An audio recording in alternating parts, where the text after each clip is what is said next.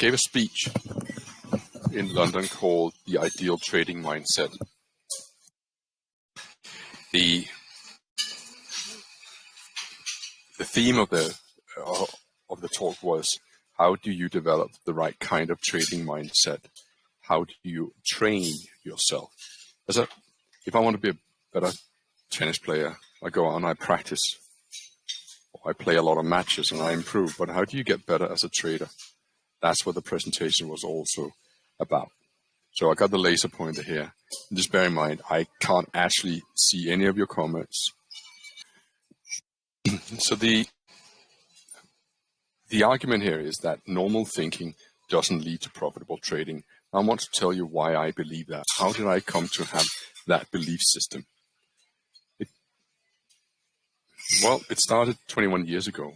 I was 3 days into my new job at a brokerage called Financial Spreads, and I was invited to accompany the best clients of the brokerage and the directors out to a day on the race course, on the race courses. It's a day out called the Ascot. I always know it as the ladies are wearing funny hats and the gentlemen are drinking champagne and smoking cigars. So there I was, and the CEO of the company, he had introduced me as their newest recruit. And then this is the funny bit, at least I think it's funny.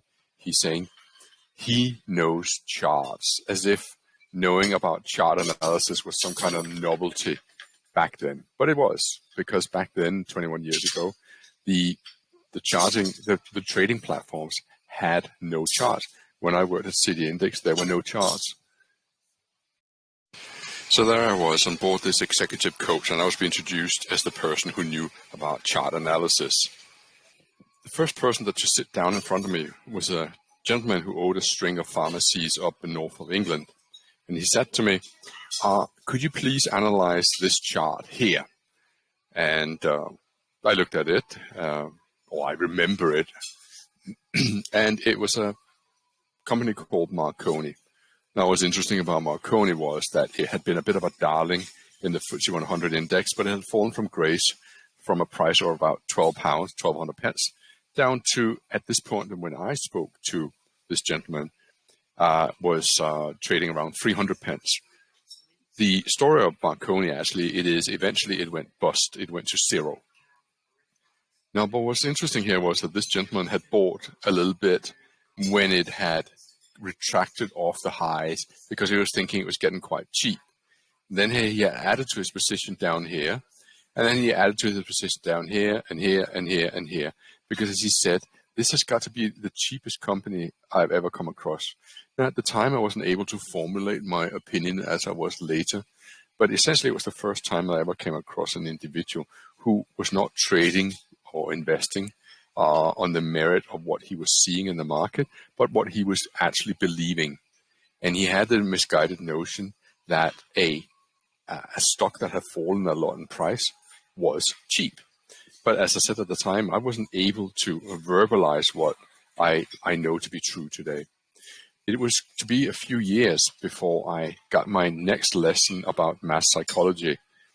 It was the study that I've spoken about many times by now from Rodriguez from FXCM, who, together with his staff at FXCM, had analyzed 25,000 of their clients' behavior over a 15-month period, where they executed 43 million trades in FX. Now, what was interesting about it was that the outcome of this actually revealed that their clients were very good at identifying winning,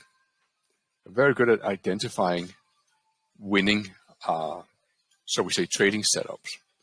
But the problem that they had was that when they won, well, they won decent, but they lost a whole lot more than they won. And so even though they had a very high success rate on their profitable trades, overall they were net losers. Now, at that point, I had been exposed to the behavior of the clients of City Index, and I've become acutely aware how frequent it was that people would be betting against the the trend on any given day. So for example, if the Dow was marching up the page, clients would like to sell short. And if it was falling, you could be absolutely certain that they would want to try and buy the Dow. And sort of armed with that knowledge, I began a journey of, shall we say, self-discovery. I also became much more mindful of what it was that the brokers all over the world were doing to their clients. So for example, any given broker, this is from Pepperstone's web seminar section of their educational, on their educational area. And when you look at it, it's all about, well, how to read candle charts, how to identify trading opportunities, how to figure out gaps and slippage, and how you can day trade Forex. And whilst there's absolutely a place for this, there is a place for, shall we say, learning about the basics of trading. It seems now that we seem to have proverbially put the cart before the horse, and all the focus is now on technical analysis as if this is going to make us better. So I became much more mindful of that. Even though brokers meant well and educators meant well, all their focus was on the wrong thing. This is not new. I mean, this goes back, this chart here is from 90 years ago, and this is from a course that a gentleman called W.D. Gann sold. And back then, I think it cost the equivalent of the annual salary of a typical worker. And there's so many lines and so many dates, and he sold his courses through the narrative of an America that to some extent was religious. He sold his courses on the premise that he had found a code in the Bible. And what's so puzzling is that even now, many, many years later, you still have people who rave on about how great Gann is and how much money they are able or could make from knowing about fractals of 8ths and 2/8 and 5/8, and the moon has gone retrograde Mercury and Venus is up Uranus and so forth. And it's actually frightening that there are still people able to sell this bullshit, but they are, because it is appealing to a part of our brain that goes, well, if it sounds complicated, it must be worthwhile learning about. Now, when you look at how far we have come over the last 20 years from when I started trading, it is mind-boggling how much more advantageous it is today compared to, say, 20, 25 years ago. When we day traded the Dow 25 years ago, we were paying an 8-point spread in the Dow. That meant that if you bought the Dow, it had to move 8 points in your favor before you were at break even. So spreads have come down significantly. Knowledge sharing, like what we're doing in Telegram right now, is at an all-time high. It's never been so readily available. Markets are practically trading at your disposal 24 hours a day. You have charts on your mobile phones. Historical backtesting is available to us. And through, we have never been as informed about trading as we are today. Yet when all that is said and done, we're still operating with a failure rate of around 76 to 80%. And as I jokingly said, if that was a dentist school that had a 76% failure rate, you would have to question the teacher's methodologies. Yet, and say this was a school where you're contemplating sending your daughter or your son. 1 second. Okay. And so if this was a school where you're contemplating sending your child, your boy, your girl, and they had a failure rate around in the 70s and 80s, you wouldn't send them there. You go, no, there has to be another way. And what I am proposing is, what is the other way? Because if normal thinking and normal behavior doesn't lead to profitable trading, the obvious question begs, what does? So I wrote a book, as you know, which isn't a book about technical analysis, but it's all about how we as traders go about trading, which is the wrong way around. So here's a little audience question time. How important is the right mindset in trading? And this was a question that Steve Ward asked at the symposium early on this year. And it was an interesting question because people sort of started to chip up. Well, I think successful trading is 90% strategy and 10% mindset. And other people were saying, well, it's important to have the right strategy, but it's also important to be able to follow the strategy. And that comes down to mindset. So by general consensus, we sort of landed at a 75%. That's how important mindset is. So if mindset is so truly important and we can't actually make our way to profit through the use of techniques alone, then it does beg the question, well, why is everyone focusing on technique? See, most trading techniques will at best have a 65% chance of success. So a little more than a coin flip chance of 50-50. But if that's the case, why do 90% of people lose? 90% of people don't lose on a coin flip game. So when you travel the internet and you frequent yourself with bulletin boards and newsletters and the likes, you will be subjected to the how of trading. The how do I use a moving average? How do I use candlesticks? How do I trade the Dow? How do I trade the DAX, the FTSE, and so forth? All the focus is on techniques. It could be product knowledge. It could be knowledge about money management, etc., which are all important things. But there's absolutely no focus on what are you going to do when you're just about to self-sabotage for the umpteenth time. How do I deal with not taking the trades when I fundamentally know I should be taking them? How do I take a loss when I simply can't get myself to do it? How do I execute a trade that I know I really should be executing? And so what I wanted this web seminar to be about, and the one in London, is why do we focus all our mental energy on strategies and entries, when in reality, you should spend time on analyzing your psychological weaknesses. What's your weak game? So the foundation of successful trading to me is technique. There has to be a foundation of it called technique. But once you've mastered that technique, of course you can improve, but I think it's much more important that you actually begin to learn about your weaknesses, which come down to your behavior and your process. So I argue that getting to know yourself makes you a better trader. It makes you a better person, but it also makes you a better trader. I'll give you an example of this. So here's the FTSE, and we are seeing a market rallying, but right down here, where the laser pointer is right now, we're witnessing the market has made a low below the highest bar of the day.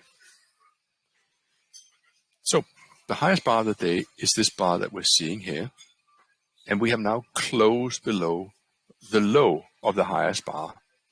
And especially when this is in the context of a double top, this is a reliable sell signal. So I'm selling short right here in the FTSE. And, it is what it is. Maybe it'll go well, maybe it won't.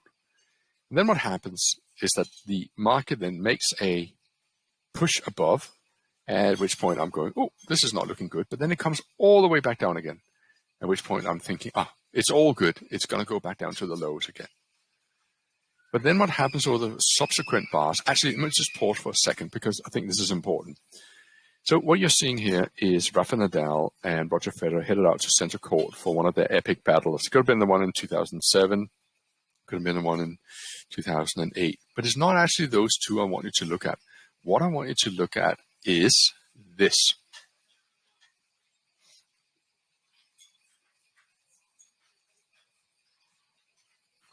See, this is a quote from an author called Rudy Kipling, and the poem is called If.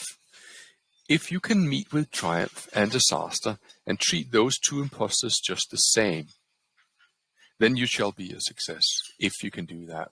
He wrote it to his son or sons. And what I took away from that is what he was trying to tell his sons is, go through life with a degree of humility. Don't be too excited when you win, and don't get too despondent when you lose, because those are just emotions, and those emotions are just, like a candle in the wind. It's not sustainable. But what is sustainable is how you go about your daily life and your process. And so the imposter of success, or triumph as he calls it, disaster, well, they're just emotions, but they will detract you from the real journey, which is the journey of being able to follow a process. So when we move on to this, and we see here that the FTSE over the ensuing 2 bars are making a high above that candle, which we saw here, I am beginning to think I'm not in the right position, and I get stopped out. And I get stopped out here at above the highest higher of the day. Okay, tough luck, another trade, but that's not quite how I see it. The way I see it is, what can I learn from this? Is there a lesson that I have missed here? Should I have done something different? So when I highlight what's going over here, up here, what I pay close attention to is this candle here, this long candle here, because the market had closed below the low of the highest bar, which to me was a sell signal. Then we get a push higher, which goes all the way back down here. And in my book, this market should have continued lower, but it didn't. Instead, it rallied.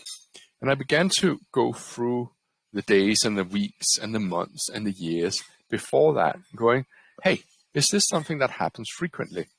Because if it is, I want to know about it. This is something that I want to learn from. Now, learning from failure is something that very few people engage in. But my role model is a gentleman called Kobe Bryant. I am in awe of Kobe, and rest in peace. When Kobe Bryant died earlier, he was the attention of many journalists all over the world. And they were talking about how an amazing basketball player he was for the Lakers. They were talking about all the records that he broke, how many times he made the NBA, etc., etc. But it took a journalist from the Guardian newspaper called Andy Bull, and he was talking about a different vantage. He was addressing Kobe Bryant from a different vantage point. He was addressing it from his failure rate. See, it turned out that Kobe Bryant, he racked up 14,481 missed shots during his career, well over more than 1,000 than the second player on the list.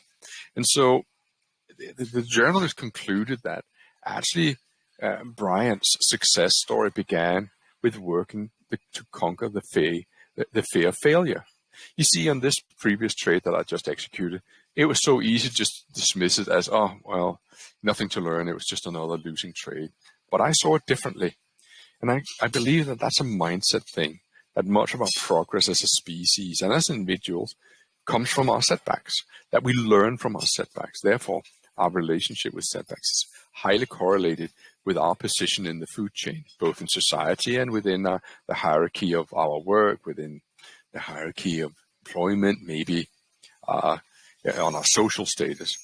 Do we treat setbacks as just that, a step back with no lesson? Or do we learn what is needed to be learned, if anything? Did we appear a little wiser the next time a similar situation appears? So when I look at this setup here, as benign as it may appear to you, it actually turns out that this is something that happened quite frequently. Market closed below prior bar's low, and it looked as if, oh, it's going to fail here, and then it marched higher. I got a market that is close to closing below prior bar's low.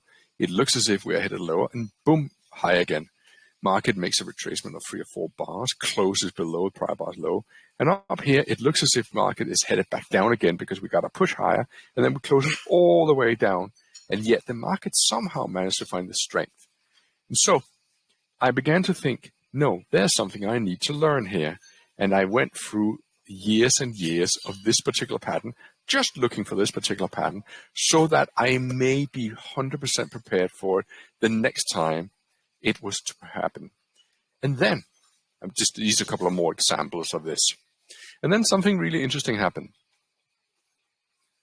I was trading the FTSE in an evening not long ago, here in November.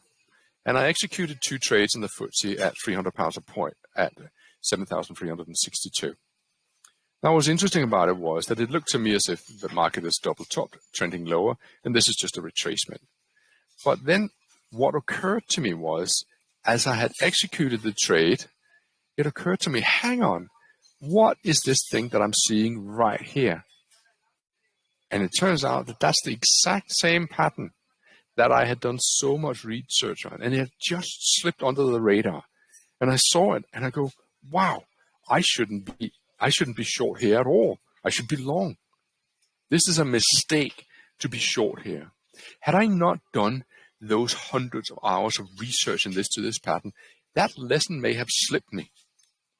But instead, I took my lost about £4,500, £5,000, and it was in the trade for only 3 minutes or so.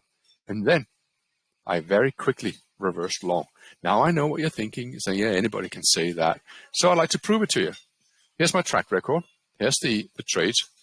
Here you see, I'm trading, this is 70, buying it, 300, another 300, another 300, another 300, another 200. So I'm about 1,100–1,200 pounds a point. Now, not all of the trades are held all the way, but eventually the market did grind up, and the best trades were the one that I executed near the highs of the day. I didn't make back everything that I'd lost, but I made 90% back of what I lost. And I came out of that trading session thinking, thank you, Kobe Bryant. Thank you for teaching the lesson of setbacks. Because had I not been inspired by you, and had I not done the work on this particular pattern because I was annoyed that I'd lost back then, I would never have gotten a lesson. And I hadn't gotten a lesson, well, I may have been inclined to hold on to this trade a lot longer than I should. But I didn't. I took the loss. I moved on. And while this is not entirely a success story in that sense that I made everything back, well, I made most of it back. And that to me seems like a victory. And also an enforcement, a reinforcement of the right kind of behavior.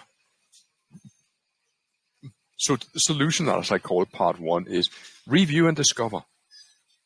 Review your old trades, because in there lies an acre of diamonds, invaluable lessons for you to learn from. But it leads me something different. It leads me something to the next point, and that is it even possible to practice trading? What I call deliberate practice.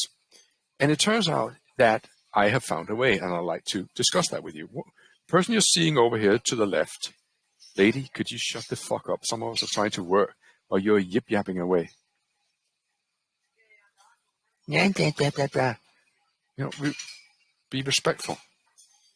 This person that you're seeing here is a gentleman called Malcolm Gladwell. He wrote a book called Outlier. Yeah, fuck off. He wrote a book called Outlier.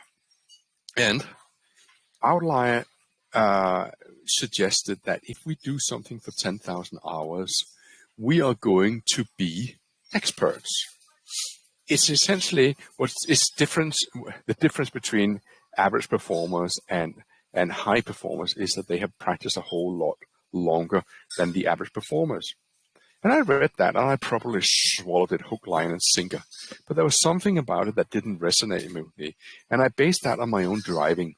I have been driving for, 30 years.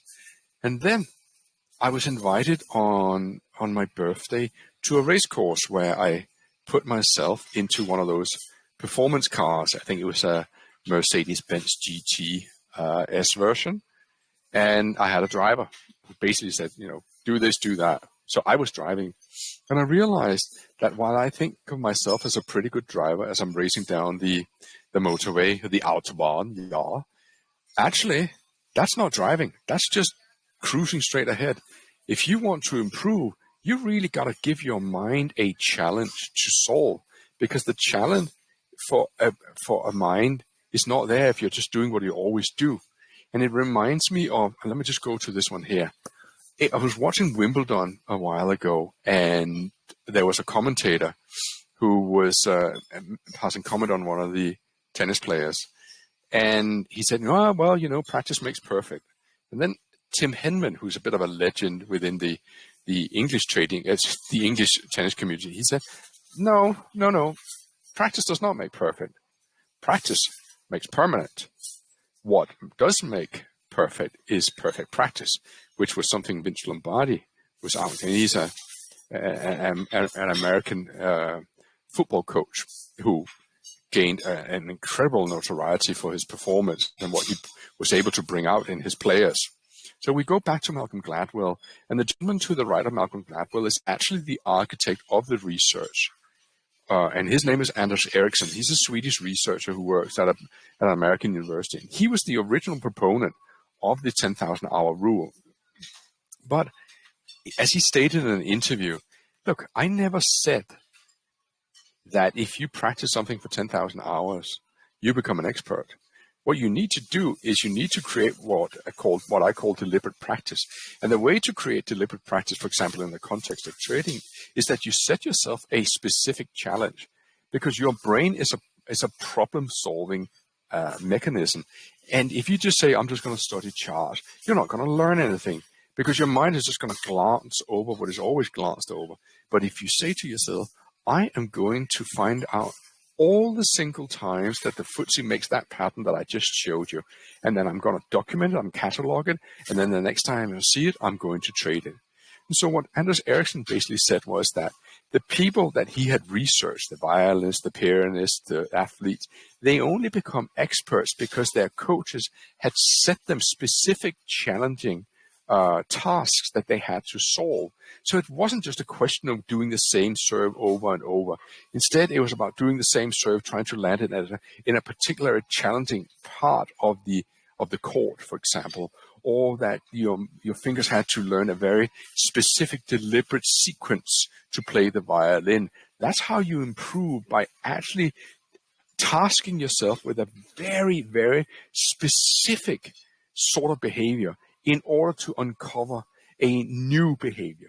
And what in turn that does is build neural networks. Now, ladies and gentlemen, now perhaps you understand why I like to get my sleep and why I make sure that I exercise and I eat well, because this kind of behavior takes an inordinate amount of energy. Living consciously takes an inordinate amount of energy. And so what Ericsson basically said was, Malcolm Gladwell, you got it wrong.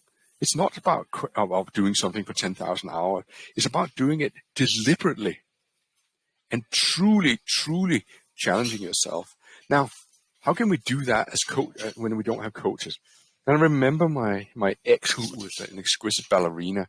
She was teaching me about the Swan Lake, and within the Swan Lake, which has been dazzled audiences for decades, she's talking about that there's a sequence called the fauteuil. It's the 32 spins on your foot without putting the other foot down. And it's this constant balancing act without getting dizzy. And she said, look, you don't go in and you start balancing. You don't start balancing for 32 fauteuils. You do them one little bit at a time, and you build up a big picture until you can begin to actually do this flat-footed. And then once you've done it flat-footed, then you begin to go up on your toe for 1 or 2, and you go back down there, and then 2, 3, and 4, and so forth. And this particular sequence in the Swan Lake has been the bane of ballerinas for more than a century. And those who have mastered it, they didn't just go in and go, yeah, I'll just keep practicing it. No, they set themselves small, deliberate tasks and then solved one piece of the puzzle at a time. So I have split my trading training into different categories. And I must admit, I've also split many other things in my life into different kind of categories. So I'll call the first one specific improvement. And so the specific improvement is, say, I feel that I wasn't good at trading trend dating days. So I found all the trend days I could find that happened on a Friday, for example. And I began to make notes on, well, how am I going to trade these on a Friday? How do you actually trade a strongly trending day, especially when it's a positive day, which seemed to be my Achilles? How do you do it? How do you actually go about doing that? Navigating around your fears of being the one that is buying the high tick of the day, and going through these exercises day by day by day, hundreds of them, I was able to actually come up with strategies that enabled to say, you know what, I am going to do this, and the way I'm going to do it is by, fill in the blanks, because I don't want to deprive you of your own research. Let's take another example. Let's take FOMC trading. Not so long ago, we had the FOMC, and I served you an 80-point winner, which took us about a minute and a half, and bang. But what you don't know, that there was hundreds of hours of research gone into that particular sequence of events on that particular day.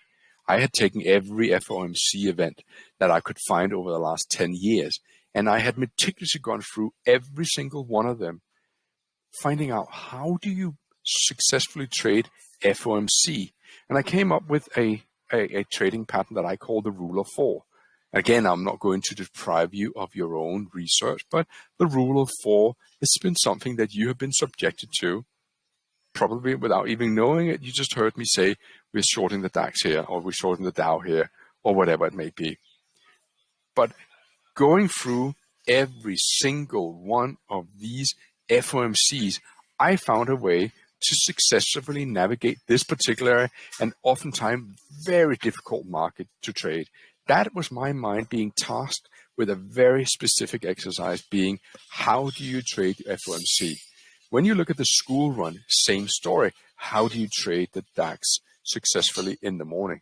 And whilst not everything that I do is turned into gold, for example, I charted the S&P 500 against the tide in the Hudson River, which turned out to be an absolute dud. It just does go to show that I set my mind a specific task, and then I went about to solve it. Now, what I also need to remind my brain of is don't be complacent, because you know what? You have a tendency to do the wrong thing at the wrong time. So I need to show my mind, my brain, what can go wrong if I don't excel in the right kind of behavior. So what you're seeing me doing here a while ago, 9 years to be exact, I went long the FTSE at 6,064, and then I bought some more at 56, and the market went down, and I bought some more at 35, and I bought again at 25, and then in the end I closed the whole thing, and I lost £17,000. Do you think that's good trading? I don't. It's awful trading, and that is the point that I need to remind my brain of periodically.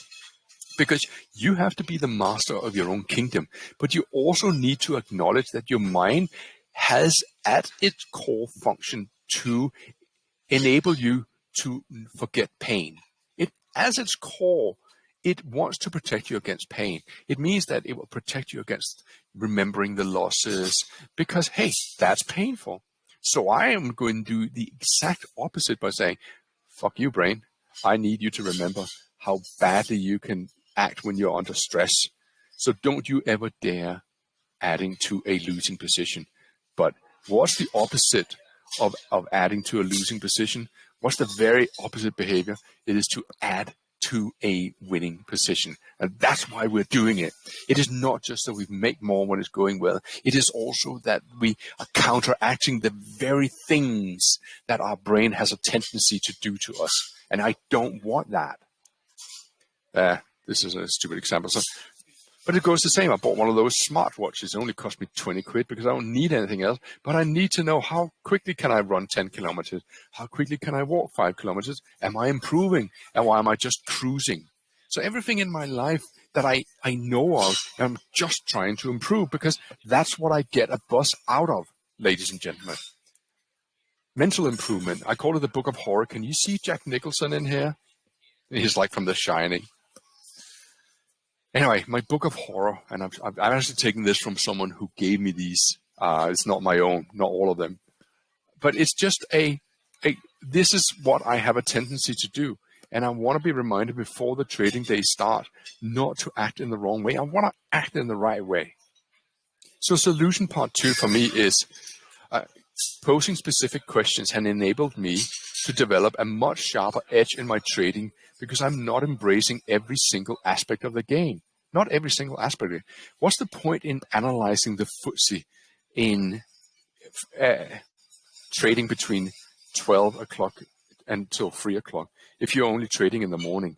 It has to be specific to your particular circumstances.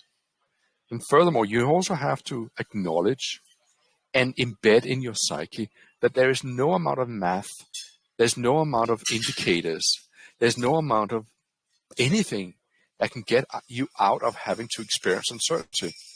So if you want to trade consistently without the swings in confidence, then you have to learn to accept and tolerate, and perhaps even learn to celebrate the feeling of uncertainty. by doing the very things that you don't like to do. Become mindful of the things that you don't like to do. Just like in an inane example, imagine you're going to a public toilet and there's 10 urinals. You're most likely going to, if it's all empty, you're probably going to find that you want to gravitate towards peeing at the one that is at the furthest left or the furthest right. So force yourself to pee right in the middle. Yeah, it probably means that someone can stand right next to you. But it is those little things that will enable you to living a life outside of your comfort zone. As inane as it sounds, but your behavior, if you become mindful of it, will present so many opportunities for you to learn about what exactly makes you tick and what exactly makes you run away. So the reason why I wrote Best Loser Wins was as much for myself as for anyone else. And the chapters in Best Loser Win reflects that. That charts are only a part of a successful trader's arsenal.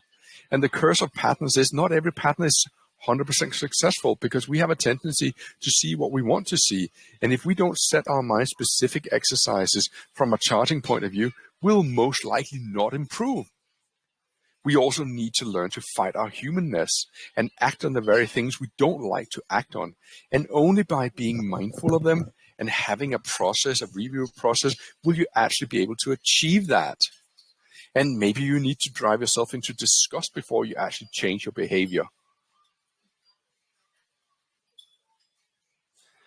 So back when I was a kiddie or youngling, there was a movie with Emilio Estevez called That Was Then and This Is Now by Hinton. It was a movie adaptation of his novel. So when I look at how I did trade, I traded small, I was scared. I traded DAX without knowing what I was doing. I traded a Dow with no strategy.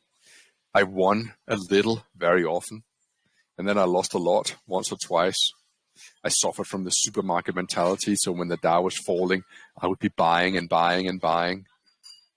I traded without a real plan. I celebrated wins, and I extrapolated how much money I was going to make if I continued making money like this, and I ignored the losing trades. But let's look at how I am today. I trade fucking huge, and that's not my line. That's a broker that called me and he says, if you insist on trading fucking huge size, you can't trade at such tight spreads. So I changed broker, but that's another story. And I'm not scared when I trade big. I've developed index-specific strategies, so I know when I can trade the Nasdaq. I know when I can trade the DAX. I know when I can trade the FTSE. I trade the Dow, and I'm very respectful, like a surfer headed out to a raging ocean, because I know it can give quickly and I know it can take quickly. And I also know I lose often, but my wins are bigger. And I don't have an impressive win-loss ratio. But when I do smell a weak market, I smell blood. And I will add, and I'll add. Or like the Nasdaq trade that we did a few days ago.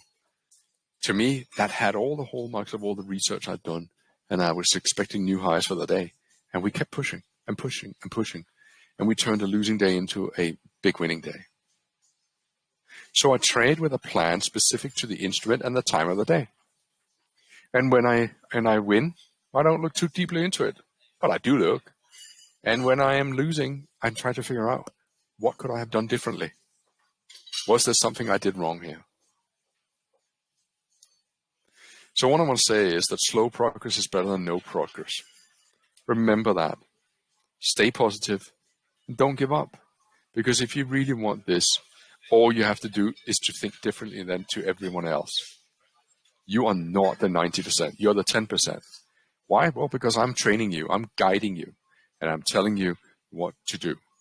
And what that do is, you start with you beginning to set yourself specific exercises. You solve them. You review your losing trades.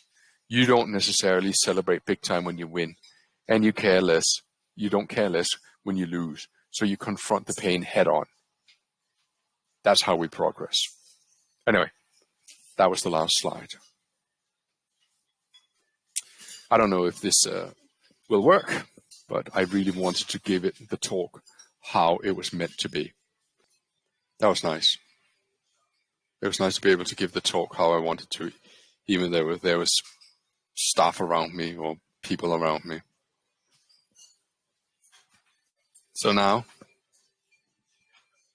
I can guess I can wish you a lovely weekend. Love you lots. And remember, I am here for you. I want you to succeed. I want you to do well. So today I met a lady after the talk who came up to me. And as I was talking to her, it occurred to me that what I should really do was to write a study plan. You know, what books to buy, what things to study. I think that would be beneficial for you. So I started scribbling notes. It'll take a while, of course. But like everything, I hope that we have a long journey ahead of us together. With that in mind, you take care now. Stay safe and have a restful weekend. I'll see you Monday. Thank you for being here. Bye-bye.